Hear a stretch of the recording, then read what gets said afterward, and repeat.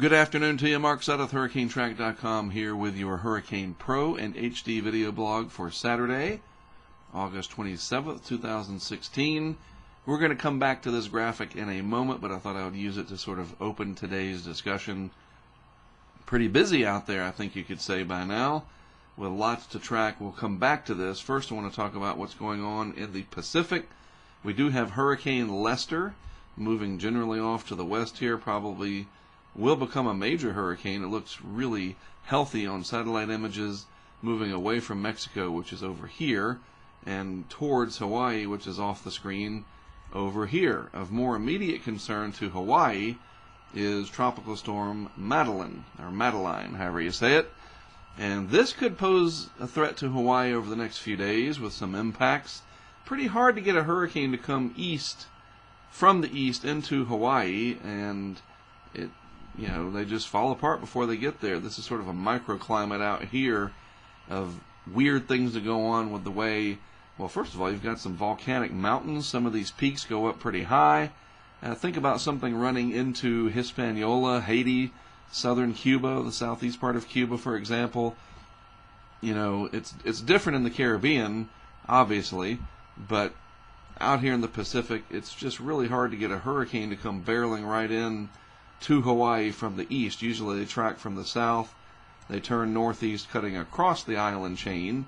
But we'll watch this very carefully over the next few days and see what happens. By Monday, I think we'll get a much better idea of what impacts might be felt in the region. To be sure, with this system and then Lester coming in towards the region, these east-facing beaches here could receive some significant wave impacts over the next few days, so we'll be watching for that as well. In the Atlantic Basin, we have Tropical Storm Gaston up here, starting to get a little bit better organized as the upper level low is moving away and the outflow gets established better. This will move on out to sea even more and strengthen as it does so.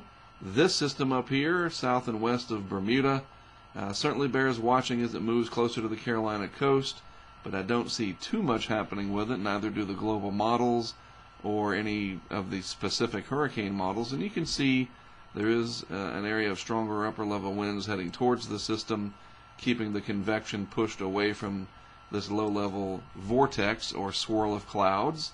Meanwhile, Invest area 99L still hanging around. Down here in the Bahamas, it really slowed down. Remember, it was coming across pretty quickly, and then it really hit the brakes in here. Today, the convection flared up. A lot of people started talking about it again, and even some of the afternoon model runs becoming perhaps a little bit more interesting. And it really goes to show that when we are talking about the genesis of a system, right now it is still a tropical wave with a weak area of low pressure. It's like a tropical low, I guess you could call it that, but it's not quite a tropical depression, and it certainly isn't a tropical storm. And so the models are having a hard time dealing with it because it's not formed yet. So once we get past that genesis point, whether it's this system or any other system that we track, the models really struggle to get a grasp on what's going on. These very complicated computational complexities, all these C words, nice alliteration there, Mark, but you get the idea. This is not just something simple. It is very complex. And even when you have a well-developed hurricane, sometimes you get weird model discrepancies. You remember last year with Joaquin that it had formed, and you had several models trying to take it up into the mid-Atlantic states, and then the Euro was insisting it would go out, and it was a big duel back then. So don't ignore this system, but don't be too alarmed yet by Twitter, social media, etc. posts that show this coming into the Gulf and maybe doing something. It's been, look at the logic. It hasn't developed yet. A lot of the models said it would by now, including the Euro and the H-Wharf, and it hasn't. It does certainly look more organized than it has in the last couple of days, but we're not there yet. So we'll watch what's going on for the more immediate concerns. South Florida, Florida Straits here in the Keys area. Watch this as it comes through and be aware of any quick changes to the weather pattern in your area as squally conditions could be passing through over the next day or so. The vorticity signature map shows all our systems that we're watching. Right here is 99L, the system in the Gulf here, which will kind of just hang around the Texas coast, bringing some rainfall. Some of that rainfall could be heavy, so as usual. And I know it sounds like just beating a drum here over and over and over, but you can't ignore tropical rainfall. It's very problematic. Then we have the area out here, south and west of Bermuda. I believe this is 91L officially, and it is forecast to, like I said, generally head towards the Carolinas with very little impact overall. There's Gaston, and there's Lester.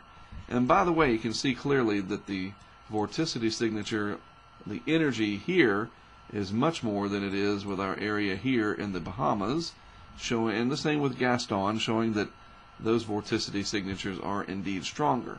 So the upper level winds, this is 99L in here, a little bit more of a divergent or spreading out pattern overall, and that's why we saw the increase in convection today.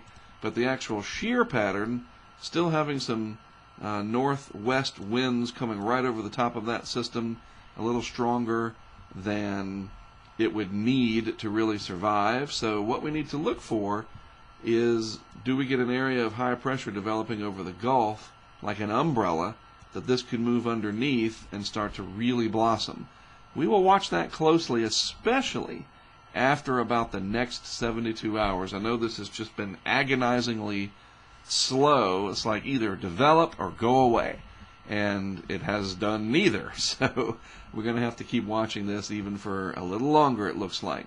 Now, off the coast of Africa, really nothing going on as of now, but over here in the interior portions, and let me just outline what's what.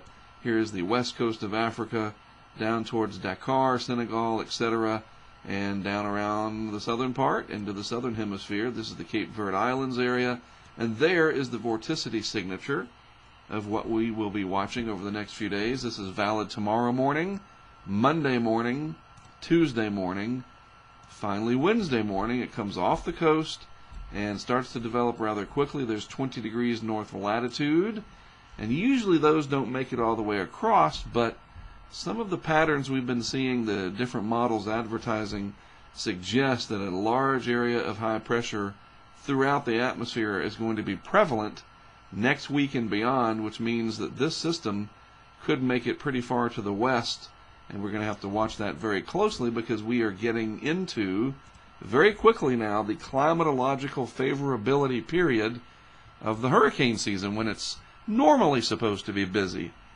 So there you go. It's supposed to be this way, so make sure you're keeping up to date with what's going on, and you certainly have a great set of tools to do so here with Hurricane Pro and HD. And don't forget, follow them on social media as well.